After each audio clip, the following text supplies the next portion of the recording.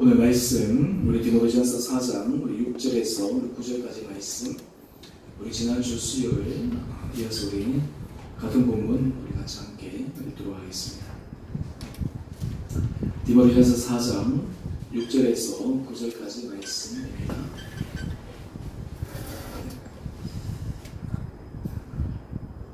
우리 같이 한 목소리로 우리 말씀 읽도록 하겠습니다.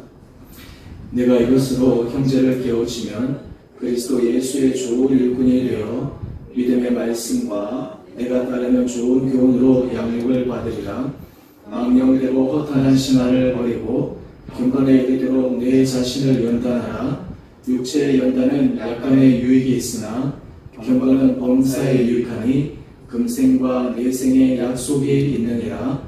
이보다 이 말이요 모든 사람들이 받을 만하도다.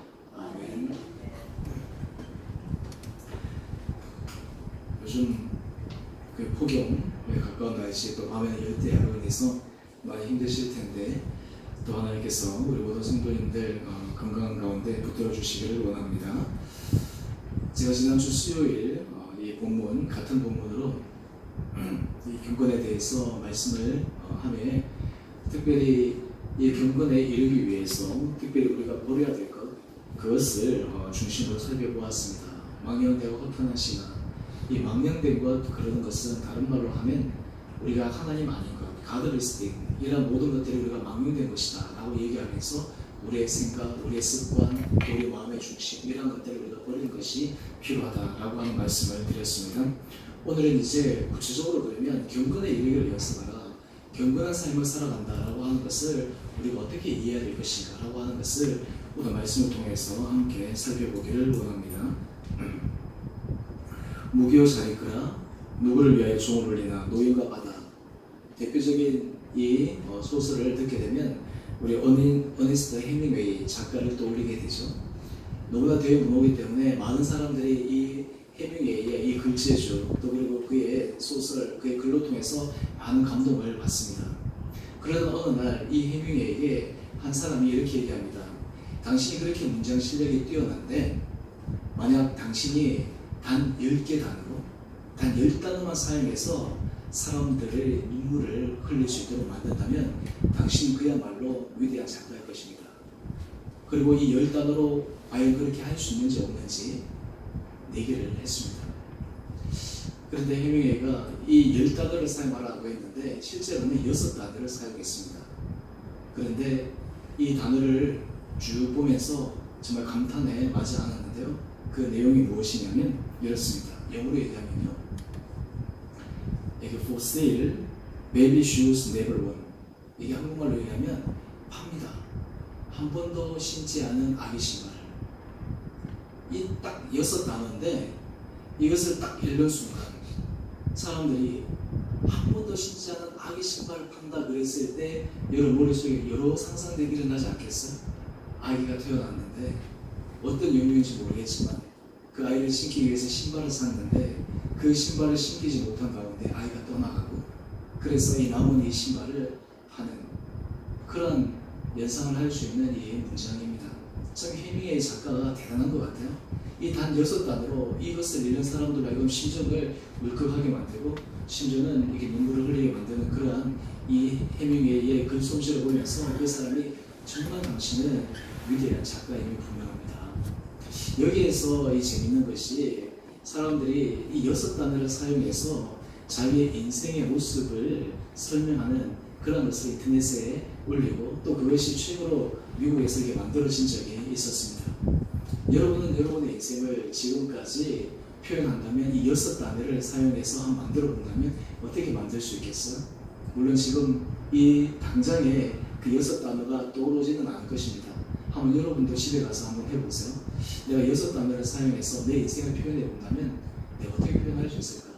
아니면 내 삶에 정말 제일 중요한 것을 내가 표현한다면 어떻게 표현할 수 있을까?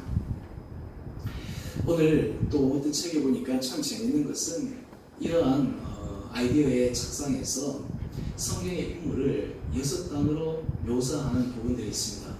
그래서 제가 몇 가지를 좀 소개해 드리려고 하는데요. 우리가 믿음의 조상 아브라함 잘 알죠? 근데 이 아브라함을 어떻게 표현했냐면 이렇게 표현합니다. 아기를 낳다. 여전히 없다. 이 여섯 단어, 그러니까 이 문장 안에 아브라함의 생애가 고스란히 이렇게 녹아 들어가지 않습니까? 또 한번 에서 한번 볼까요? 제가 에서도 한번 설교했었는데요. 에서의 표현을 보면 참 재밌습니다. 동생의 배신은 썼지만 그날의 팥죽은 달았다. 굉장히 힘이 있는 그런 문장입니다. 노아는 어떻게 표현했을까요? 노아는 이렇게 표현합니다. 비는 지글지글하지만 비온 뒤 무지개는 좋다. 이게 이제 영어로 되어가지고 이렇게 한국어를 하다 보니까 그렇지만 대체적으로는 여섯 단어를 표현하고 있습니다. 그럼 요나는 어떻게 설명하고 있나? 요나는 보니까 불순종, 풍랑, 정복, 고래, 토해짐, 순종. 참 기가 막히죠.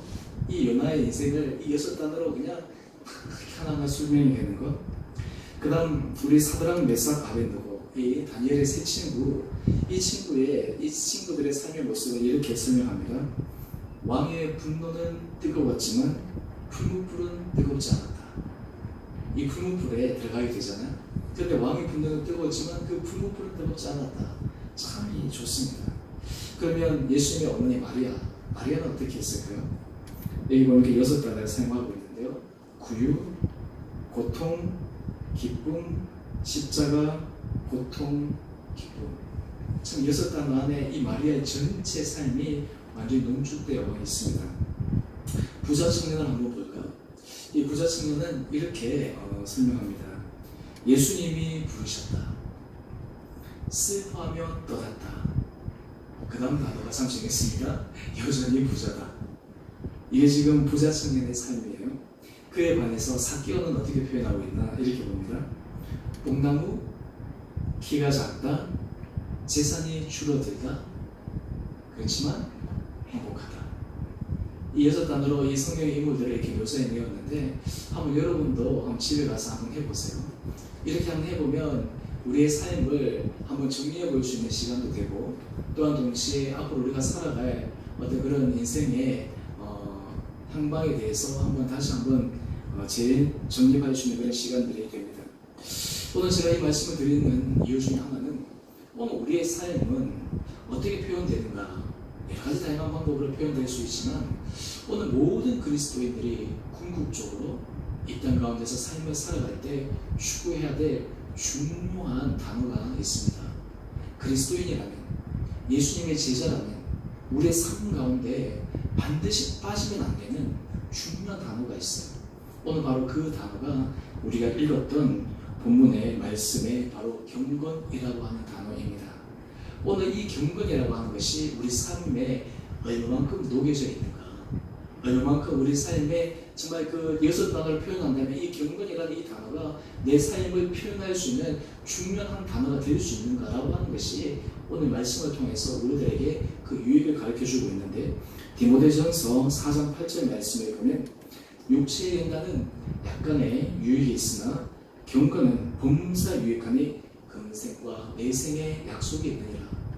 오늘 우리 여러분들의 인생을 표현함에 있어서 이 경건이라고 하는 이 단어, 다른 말로 하면 이 하나님 앞에서 be godly라고 하는 그런 의미인데요.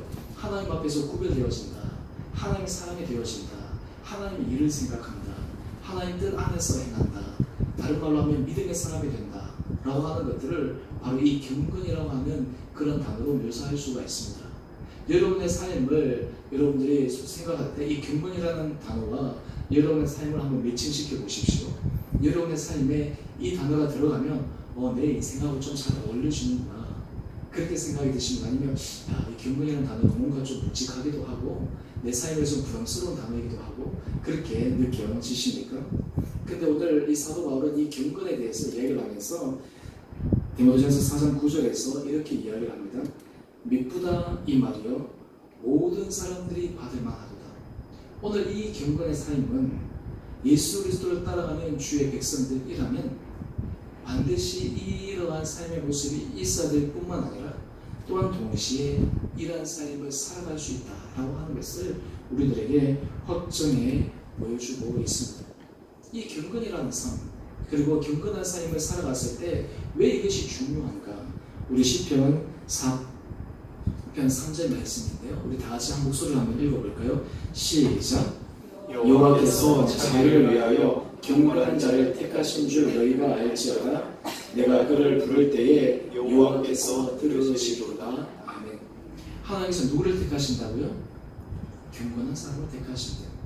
하나님 앞에서 거룩한 사람을 택하신대요. 하나님 앞에서 구별된 사람을 택하신다라고 하는 것입니다. 다른 말로 하면 우리 삶에 있어서 이 경건이라고 하는 것은 하나님이 우리를 택정하시고 우리를 사용하시고 또 우리를 인도하시는 데 있어서 중요한 요소가 된다라는 것입니다. 사실 우리 신학적인 흐름이나 이 역사적인 흐름으로 보게 되면 경건주의라고 하는 그러한 시대들이 있었는데요.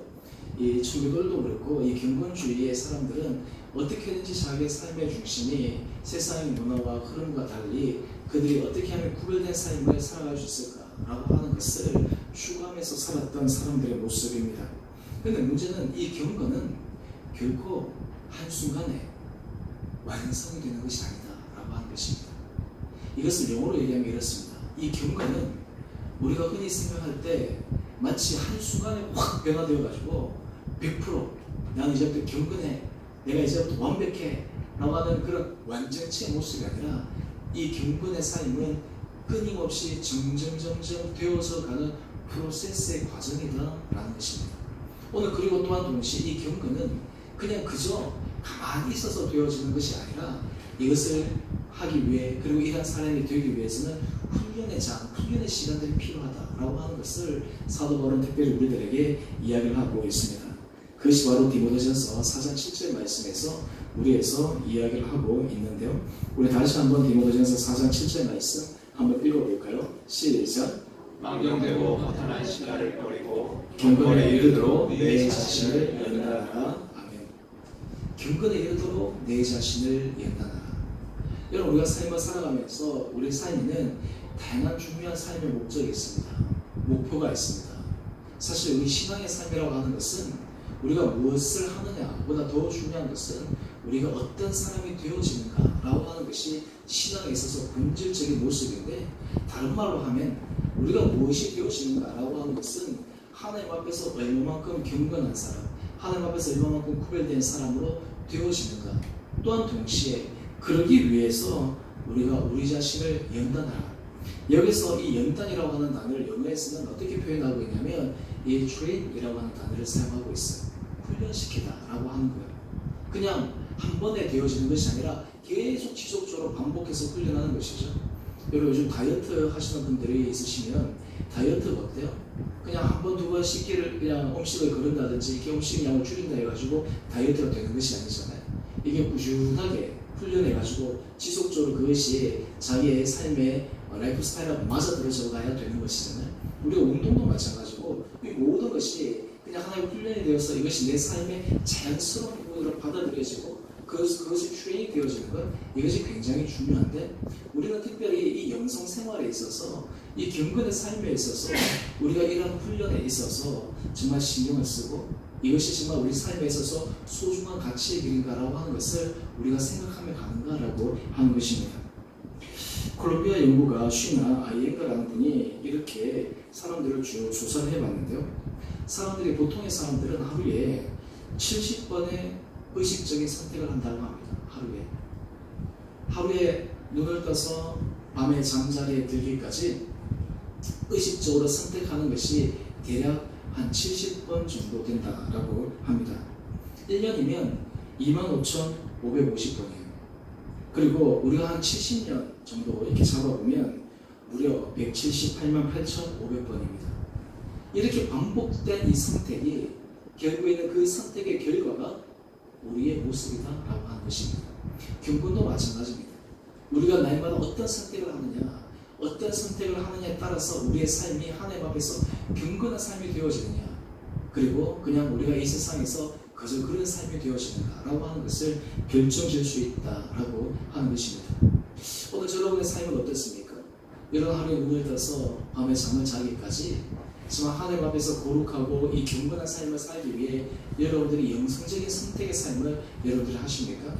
이 새벽기도 보면 늘 우리 나오시는 분들이 있습니다. 한 10여 분 정도 되시는데 늘 이 자리에 지키시고 하는데요. 사실 참 이 새벽기도 나오는 게 어려웠잖아요. 새벽기도 안 하시는 분들이 한번 새벽기도 나오면 그냥 하루 종일 그냥 잠자는 힘들고, 그래서 제가 가만히 보니까 월석 새벽기도에도 이 성도님들이 한 달에 한 번 나오는 거 흔히 생각할 때 야, 한 달에 한 번 그거 왜 못 나오냐 그러는데, 오히려 한 달에 한 번 나오는 게 더 어려울 수 있을 것 같아요. 이 새벽기도라고 하는 게 습관이 되지 않으면 참 쉽지가 않으니까 그렇죠. 근데 예배 자리도 마찬가지입니다. 어떤 점에서 이 예배 자리에 나오기 위해서 오늘 여러분들이 선택을 하신 거예요. 야, 이 무더운 날 내가 오늘 교회를 가야 될까 말아야 될까, 또 뭐 여러 가지 일이 있어서 우리가 매 순간 선택의 순간에 섰는데, 우리가 이 경건한 삶을 살아가기 위해서 우리들에게는 이 영성적인 어떤 의미에서 하나님 앞에서 이 경건한 삶, 그리고 거룩한 구별된 삶을 살아가기 위한 그런 선택의 순간들이 우리들에게 매우 필요하다라고 하는 것입니다. 오늘 그런데 여기서 질문이 있습니다. 그러면 우리가 이런 경건한 삶을 추구하고 살아감에 있어서 이것이 정말 쉽게 되어지는 것인가? 이것이 그냥 그 길을 가기만 하면 스무스하게 되어지는 것인가? 성경에 여러 많은 인물들이 하나님의 부름을 받고 하나님께서 경건한 삶을 살기로 작정하고 결단하고 갔지만, 그들의 모든 삶의 공통된 부분들을 보면 참 쉽지 않은 것을 우리는 확인할 수 있습니다. 그런데 우리의 머릿속에는 어떤 게 자리 잡게 되냐면, 아, 내가 하나님 앞에서 경건한 삶을 살고 내가 하나님께 구별된 삶을 살면 거기서부터는 내 삶에서 좀 뭔가 스무스하게 되어질 것이다 라고 하는 그런 생각이 우리 마음속에 자리 잡게 됩니다. 그래서 어떤 사람들은 이렇게 생각합니다. 만약에 하나님이 나를 부르십니다. 경건한 삶의 자리로 부르시는데, 그러면 자연스럽게 내가 하나님께서 나를 부르셨기 때문에 그 다음에는 내 안에 마음의 평안이 일어나고, 그 다음에 내가 순종의 결단이 일어나고, 그리고 그 다음에 순종항해, 사실 이렇게 편안하고 그냥 순탄한 이러한 삶이 우리의 신앙생활일 것이다, 이러한 삶이 어떤 의미에서 하나의 스탠다드와 같은 삶이다 라고 생각할 수가 있는데, 여러분 성경에 보면 이런 경우는 거의 없어요. 이거는 단지 우리의 머리, 단지 우리의 추상적인 개념 안에서 자리 잡은 것입니다. 실질적으로 하나님 앞에서 부름을 받고 하나님 앞에서 경건한 삶, 하나님의 뜻을 구별하면서 살아가는 사람들이 겪는 과정을 이렇게 설명할 수 있을 것입니다. 첫 번째, 하나님께서 부르십니다. 그런데 이 부르고 난 다음에 평안에 오기는커녕 그 마음에 지독한 두려움이 생기기 시작합니다. 그래서 결단합니다. 그런데 결단하고 나면 문제가 풀려야 되는데 큰 문제가 생겨요. 또 이 문제가 해결되면 이제 모든 것이 새로워져야 되는데 또 더 큰 두려움이 들어옵니다. 그러다 보니까 후회합니다. 내가 이 하나님의 뜻대로 내가 계속 가야 되나 말아야 되나? 그러면서 몇 번 더 시도를 해봅니다. 그러다 어떤 사람들은 포기하는 경우도 있지만, 경건한 사람, 믿음의 사람, 하나님의 뜻을 분별하는 사람들은 여기에서 한 걸음 더 나가서 더 깊어진 믿음을 경험하게 됩니다. 우리가 이 경건하게 이르기를 훈련해라 라고 하는 것은 다른 말로 하면 이러한 과정을 겪어가는 거예요. 이러한 과정을 거쳐가는 거예요. 제가 오늘 수요일날 특별히 이러한 과정 가운데 대표적인 한 사람, 이 모세를 우리가 함께 살펴보면서 하나님께서 그를 통해서 하나님께서 기뻐하시는 사람, 하나님께서 정말 거룩한 구별된 사람의 모습으로 만들어가는 것을 우리가 잠시 살펴보기를 원합니다. 사실 우리가 이 경건한 삶이라고 했을 때 많은 경우에는 지금 현재 우리 삶 가운데서 치열한 우리 앞의 도전과 실패와 두려움과, 그리고 그것으로 해서 우리에게 물러나 이러한 것들이 우리 안에 어떤 의미에서 수치스러움과 때로 우리 자신의 자책감을 유발하는 것이 아니라, 오히려 이런 길이 하나님 앞에서 경건한 삶을 살아갈 수 있는, 연단할 수 있는 중요한 길이다라고 하는 것을 우리 믿음의 사람들을 통해서 확인할 때 우리는 더욱더 이 경건의 삶을 힘있게 달려갈 수 있을 것입니다. 이 모세는 여러분들이 잘 아시는 것처럼 그는 하나님께서 이스라엘 남아들이 다 죽을 수밖에 없는 상황 가운데서 그를 물에서 건져내어서 바로의 딸의 양아들로 들어가서 애국 궁중에서 왕자로 40년을 보냅니다. 그러다가 자기의 혈기로 이스라엘 백성들의 민족을 구하려고 하다가 급기야는 애국 사람을 죽이게 되고, 그 사실이 발각되어져서 그는 미디안 강해로 도망을 하게 됩니다. 앞에 40년은 그는 화려한 삶을 살았다면, 이 뒤에 미디안 광야에서 40년의 삶은 그야말로 무명의 삶, 평범한 삶, 어떤 의미에서 그냥 사람들이 그냥 기억할 수 없는 그런 미미한 삶을 살았습니다. 그것도 자기의 생계를 위해서 산 것이 아니고 장인 이드로의 양을 치는 그러한 삶을 산 것이죠. 어떤 의미로 얘기하면 대사위 비슷하게 그런 시간들을 보내었죠. 그런데 그때 하나님께서 드디어 이 모세를 부르실 타이밍이 되었습니다. 모세가 하나님의 뜻 안에서 거룩한 은혜의 길로 들어갈 수 있는 길로 그를 부르십니다. 그때 이 모세가 첫 반응이 어떠했을까요? 출애굽기 3장 11절 말씀을 보니까 우리가 흔히 생각할 때 그가 40년의 왕궁 생활 동안에는 자기가 할 수 있다라고 하는 이 자신감이 넘쳤다가 이 40년의 시간이 지나고 난 다음에 완전히 무기력하게 빠진 가운데서 자기의 모든 힘, 이런 것들의 힘이 다 빠진 상태에서 이제 하나님께서 찾아오십니다.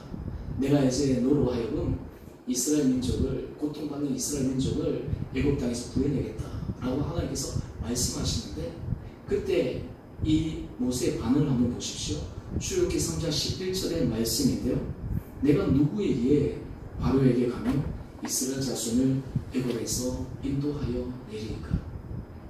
오늘 이 시대의 하나님은, 하나님 제가 왜 하나님 앞에서 이 경건한 사람이 되어야 됩니까? 사실 우리 믿음의 사람들이 참 중요한 것은 하나님은 그 한 사람 한 사람을 통해 하나님의 살아계심을 드러내기 위해서 우리 한 사람 한 사람을 경건한 사람으로 불러주십니다. 오늘 우리의 신앙의 모습과 우리의 삶을 살아가는 자업자업들을 통해서 하나님께서 놀라운 은혜에 허락하여 주시는 것이죠. 우리가 사실 다른 사람들에게 있어서 우리가 복음을 전할 때 있어서 제일 중요한 복음의 전함의 모습은 무엇이냐면, 사람들에게 전도하고 여러 가지 부분들도 있지만 사람들에게 자기 삶의 변화에 대한 감정만큼 다른 사람들에게 지대한 영향을 미치는 것이 없습니다.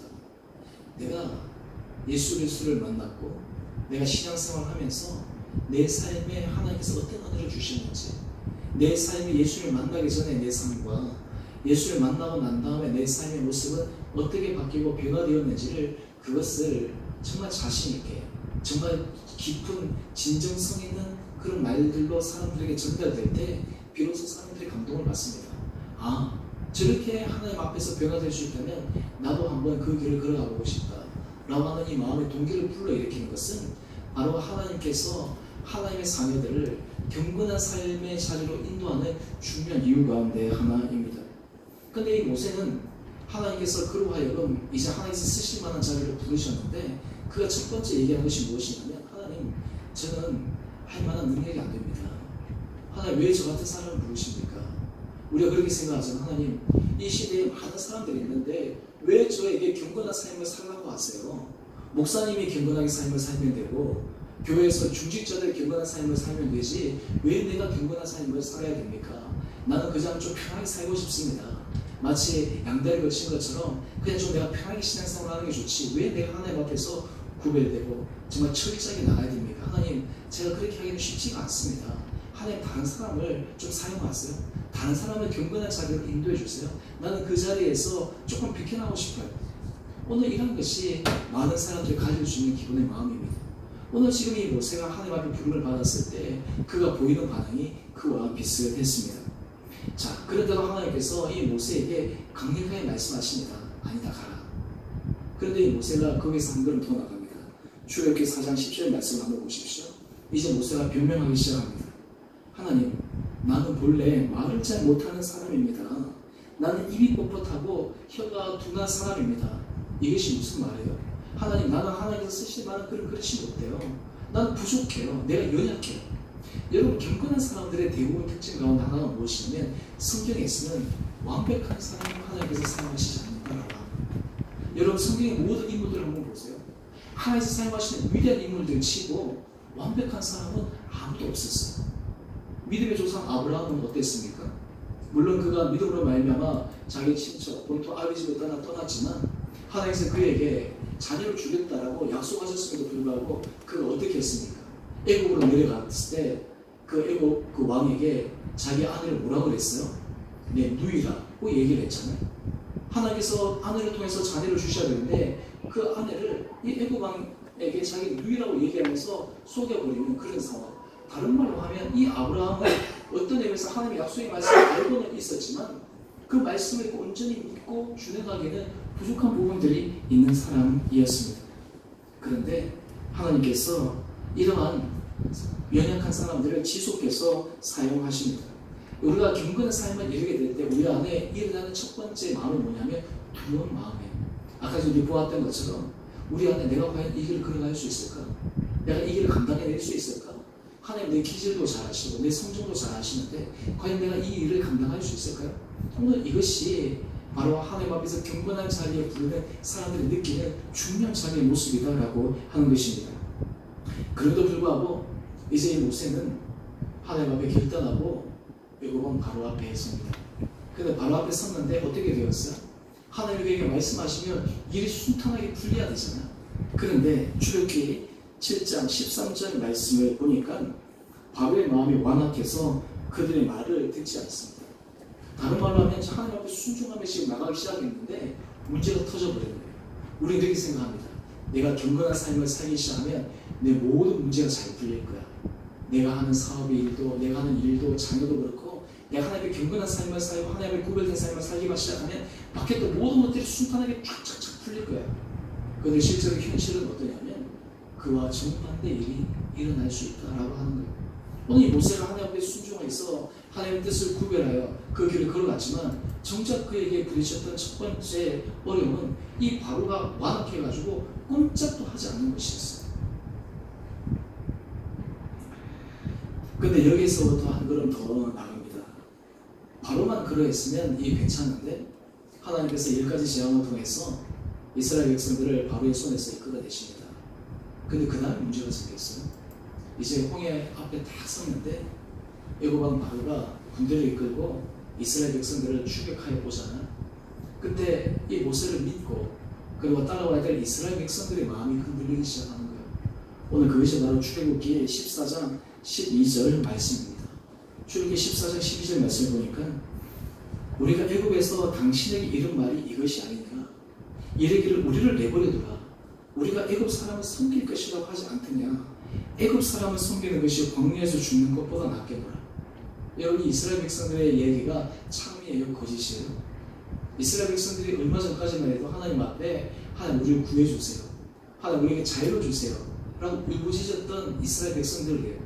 근데 지금 홍해 앞에 다 가로막혀서 뒤에는 애굽 군대가 쳐들어오고 앞에는 홍해 바다에 가로막혀서 자기들의 생명이 위협에 처하게 되자 그들이 말이 그냥 확 바뀌는 거예요. 마음이 바뀌어버리는 거예요.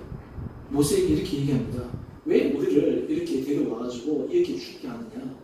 이 모세가 참 보게 되면요. 하나님, 저는 하나님께서 저에게 하라고 하신 그 일을 할 뿐인데 왜 나에게 계속 첩작 삼준 이런 어려운 일에 직면하게 됩니까? 바로는 그렇다 칩니다. 근데 이스라엘 백성들조차도 지금 어떻게 이렇게 마음이 바뀔 수가 있죠? 여러분 우리가 삶을 살아가다 보면 이 경건한 삶을 살아갈 때 있어서 우리들에게는 이런 도전과 위협이 끊임없이 다가옵니다. 처음에는 우리가 하나님 앞에 경건한 삶을 살아갈 때 믿지 않는 사람들, 하나님을 알지 못하는 사람들이 우리에게 대적이 되고 우리에게 방해가 되는 것은 어느 정도 이해할 수가 있습니다. 그런데 하나님 앞에서 그런 삶을 좀 더 들어가기 시작하면 그 다음에 우리에게 일어나는 문제가 무엇이냐면 우리와 함께하는 사람, 우리와 가까이 하는 사람, 우리의 민족, 우리와 지금 함께 생각을 나누는 그 사람들 속에서 우리가 시험의 큰 어려움에 빠질 수 있는 그런 위기에 처하게 된다라고 하는 거예요. 오늘 그런데 이스라엘 백성들은 여기에서 끝나지 않습니다. 민수기 21장 13절 14절 말씀을 보게 되면 그들이 광야 생활을 하면서 하나님께서 그들에게 만나를 통해서 먹이시잖아요. 근데 그들이 불평하기 시작합니다. 어떻게 불평하냐면 하나님 우리에게 이 만나 외에 고기를 좀 달라라고 지금 이야기를 합니다. 그때 이 모세가 어떻게 얘기를 합니까? 하나님, 내가 지금 이 백성에게 고기를 어디서 내가 먹도록 하겠습니까? 나는 정말 책임 시위 중에서 내 혼자 이 모든 백성을 감당할 수가 없습니다. 여러분 우리가 이 시대에 하나님 앞에서 경건한 삶을 살아가게 되면 하나님 왜 나로 하여금 이런 짐을 지게 하시나요? 내가 벗어버리고 싶어요. 홀가분해버리고 싶어요. 근데 왜 나는 자꾸만 하나님 이런 짐들을 계속 나로 하여금 이게 지게 해서 이 길들을 걸어가게 하십니까? 뿐만 아닙니다. 민수기 14장 2절 3절 말씀을 보니까 이제 그들이 가나안 땅을 정탐하고 돌아온 다음 정탐꾼들의 얘기를 듣고 그들이 이야기를 합니다. 아니 우리가 하나님께서 이걸 인도하지 않고 그냥 여기서 오지 않았으면 우리가 여기서 죽지 않았을 텐데 왜 하나님이 우리를 여기까지 인도해가지고 이렇게 우리가 죽게 되었는가 라고 이야기를 하면서 민수기 14장 4절 5절 말씀을 보니까 그들이 이렇게 얘기합니다. 한 지휘관을 세우고 애굽으로 돌아가자. 그때 이 모세와 아론의 모습을 한번 보십시오. 이 모세와 아론의 모습을 보니까 앞에 같았으면 이 모세가 하나님 앞에 막 토로합니다. 하나님 어떻게 이럴 수 있습니까? 난 못합니다. 막 이렇게 했는데요. 이 모세가 이런 과정을 통해서 그냥 회중 앞에 엎드려요. 오늘 이 하나님 앞에서 사용하시는 삶의 모습이 이 모세를 다루고 가는 과정이에요. 만져가는 과정입니다. 저는 왜 하나님이 이 경건이라고 하는 이 중요한 주제를 우리의 삶에 있어서 가장 하나의 핵심적인 단어로 삼아야 되느냐 하면 하나님이 우리 자신을 만들어가는 과정을 우리가 이 경건이라는 단어 속에서 발견할 수 있기 때문입니다. 여러분 성경을 볼 때 우리가 성경을 바라보는 중요한 관점이 있는데요. 그것이 무엇이냐면 이 성경에는 수많은 사람들의 이야기들이 나옵니다. 그런데 그 사람들의 이야기를 바라보면서 우리가 꼭 기억해야 될 것이 무엇이냐면 하나님께서 그 한 사람 한 사람들을 만들어 가시는 하나님의 손길을 바라보는 것이 필요해요. 오늘 이 경건이라고 하는 것은 다른 말로 하면 하나님께서 우리를 하나님의 손 안에서 우리를 만들어 가시는 과정입니다. 우리의 생각과 우리의 마음과 여러 가지 것들을 만들어가는 과정이에요. 오늘 지금 우리가 삶 가운데서 제가 여러분의 삶을 6단어로 묘사함에 있어서 이 경건이라고 하는 이 단어가 꼭 필요하다라고 말씀을 드렸는데 다른 말로 하면 우리가 하나님 앞에서 이렇게 다루어져 가는 그런 모습이 우리들에게 필요한다. 그리고 이 다루어진 모습이 우리들에게 꼭 있어야 된다라고 하는 것을 우리가 다시 한번 깊게 생각해야 합니다. 저는 바라기는 우리 수요일에 나오신 여러분 한 분 한 분들에게 하나님께서 이 경건의 영역을 훈련하라고 하는 것이 결코 우리 안에서 이것이 쉬운 것, 자연스러운 것, 이렇게 하기만 하면 모든 것이 그냥 이렇게 술술술 풀리는 그런 문제가 아니라 이 모세가 경험했던 것처럼 대표적으로 제가 모세를 살펴보았지만 우리의 삶 가운데서 끊임없는 도전과 끊임없는 문제와 끊임없는 두려움과 끊임없는 실패와 끊임없는 낭만과 그 어떤 의미에서 그냥 포기하고 싶은 그 순간순간에서도 하나님은 이 경건이라고 하는 중요한 주제, 우리의 삶이 하나님 앞에서 구별되라고 하는 그 거룩한 주제로 말미암아 우리를 만들어 가시고 우리를 인도해 가시는 하나님의 능력의 손길을 바라볼 필요가 있다라고 하는 것입니다. 다른 말로 하면 이 경건의 삶은 이러한 것입니다. 하나님, 내 삶은 하나님께서 만들어 가시는 과정입니다. 내 삶은 하나님께서 빚어가시는 과정입니다. 믿음의 사람들은 여러 가지 상황 가운데서 모든 것을 그런 관점으로 보기 때문에 때로는 실패의 자리에서든 때로는 좌절의 자리에서든 때로는 실망의 자리에서든 그것을 통해서 하나님께서 우리를 빚어가시는 그 은혜를 경험할 수 있다라고 하는 것입니다. 저는 바라기는 우리 사랑하는 성도님들이 여러분의 삶의 자리 가운데서 이 경건한 구별된 삶을 살아가기 위해 어떤 일들에 있어서 결코 포기하거나 주저앉거나 낭만하는 것이 아니라 믿음 가운데서 승리하는 삶을 살아가실 은혜가 여러분 가운데 있게 되기를 주님 이름으로 축원드립니다. 특별히 우리가 이런 경건한 삶을 살아가기 위해 우리가 가져야 될 중요한 여러 가지 삶의 선택의 순간순간마다 가져야 될 하나의 원리들이 있는데 그 원리 가운데 하나만을 말씀드리고 오늘 말씀을 매듭 짓겠습니다. 우리 마태복음 10장 16절의 말씀인데요. 마태복음 10장 16절 말씀 우리 다 같이 한 목소리를 함께 읽어봅시다. 시작. 보라, 내가 너희를 보냄이 양을 이리 가운데로 보낸 것 같다. 그러므로 너희는 뱀같이 지혜롭고 비둘기같이 순결하라. 우리가 경건한 삶으로 하나님 앞에 거룩한 구별된 삶으로 간다라고 했을 때 지금 조금씩 잘 진행되고 있구나 라고 했을 때 중요한 세 가지 특징이 이랬습니다. 그 특징이 첫 번째는 무엇이냐면 양처럼 겸손한 것. 여러분 모세가 그의 온유함이 지내내 모든 사람보다 승하였다. 원래 모세는 온유한 사람이 아니에요. 모세는 성격이 욱한 사람이에요. 다혈질인 사람이에요. 어떤 의미에서 이 생각보다 행동이 먼저 앞서는 그런 사람이었습니다. 그러나 하나님께서 그런 훈련의 과정들을 통해 이 경건의 훈련들을 통해 그로 하여 이 양처럼 온순하게 만들어가는 과정이 됩니다. 이 브레넌 매닝이라고 하는 분이 있는데요. 이분이 이 로마 가톨릭 사제인데 이분이 사제로 서품을 받을 때 참 보면 서품 받을 때 축복받은 내용이 있어요. 그 축복받은 내용을 보면 아마 여러분들이 조금 의아하게 생각하실 부분 같은데요. 그가 어떤 축복을 받았냐면 이런 축복의 문을 댔습니다. 제가 한번 읽어보겠습니다. 당신의 기대가 꺾이기를, 당신의 모든 계획이 좌절되기를, 당신의 모든 바람이 무산되기를, 아이처럼 무기력하고 가난해진 가운데 오직 성부와 성자와 성령의 사랑 안에서 노래하고 춤출 수 있기를. 양처럼 겸손하다 라고 하는 것, 경건의 훈련을 통해서 이러한 모습이 된다라고 하는 것이 무엇이냐면 나의 기대와 계획과 바람과 내 자신이 완전히 꺾여져 버리는 거예요. 오로지 성령께서, 하나님께서 우리를 온전히 주장하시는 그 은혜가 있는 삶, 이것이 바로 경건에 있어서의 중요한 모습이다 라고 하는 것입니다. 두 번째가 있어요. 그것이 무엇이냐면 이 경건한 삶을 살아가는 사람들에게는 뱀같이 지혜로움이 있어야 됩니다. 우리가 이 시대에는 하나님 앞에서 뱀같이 지혜로운 그러한 것이 있어야 돼요. 그래서 뱀같이 지혜롭다 할 때는 두 가지 모습이 필요합니다. 첫 번째는 무엇이냐면 자기 자신에 대해서 정확하게 알아야 됩니다. 우리는 다른 사람에 대해서는 너무 잘 알고 다른 사람에 대해서는 너무 이렇게 잘 이렇게 분석하고 하는데 정작 자기 자신에 대해서 모르는 경우가 너무너무 많아요. 자기 자신을 잘 모르기 때문에 우리는 정말 중요한 결정을 할 때마다 심각한 오류에 빠질 때가 종종 있습니다. 뱀같이 지혜롭다라고 하는 것은 자기 자신을 철저하게 잘 아는 것을 의미합니다. 자기 자신을 잘 안다라고 하는 것은 자기가 받았던 상처, 자기가 가지고 있던 집착, 자기가 가지고 있는 내면의 욕망, 욕구, 이런 것들을 잘 알아가는 거예요. 실제로 우리가 하나님 앞에 영광을 올려드리기 위해서 한다고 하지만 가만히 보면 그 안에는 나 자신의 것들이 함께 아울려져가지고 실제로 그것을 포장하고 있는 경우가 얼마나 많아요. 그래서 자기 자신에 대해서 잘하는 것이 필요해요.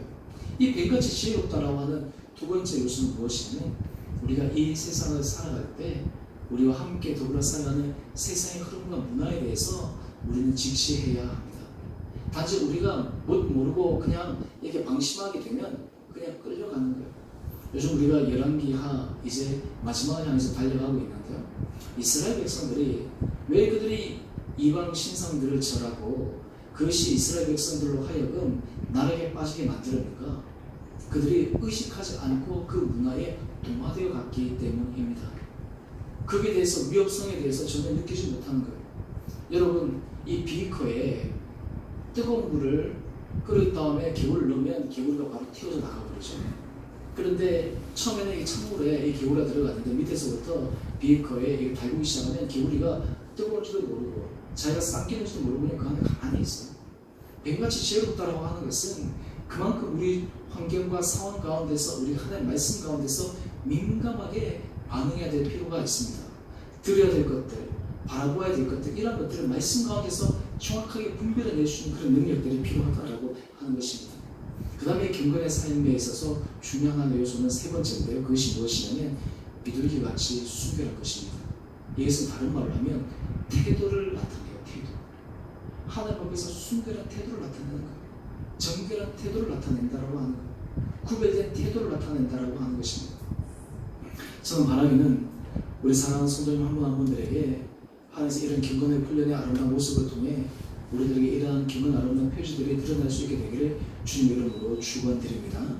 우리의 신앙의 삶은 끊임없는 훈련과 시간과 인내와 또 하나님의 기다리심, 이런 것들 가운데서 우리의 삶이 계속 수정되고 바꿔져 가는데 저는 바라기는 우리 사랑하는 여러분 한 분 한 분들이 하나님의 은혜 자리에서 내가 이런 믿음의 길로 한 걸음 한 걸음 성화되고 성장하고 바뀌어지게 되는 놀라운 축복의 삶을 경험하므로 경건이 우리 삶의 중요한 단어, 중요한 화두, 또 중요한 삶의 주제가 될 수 있게 되기를 다시 한번 주님 이름으로 축원드립니다.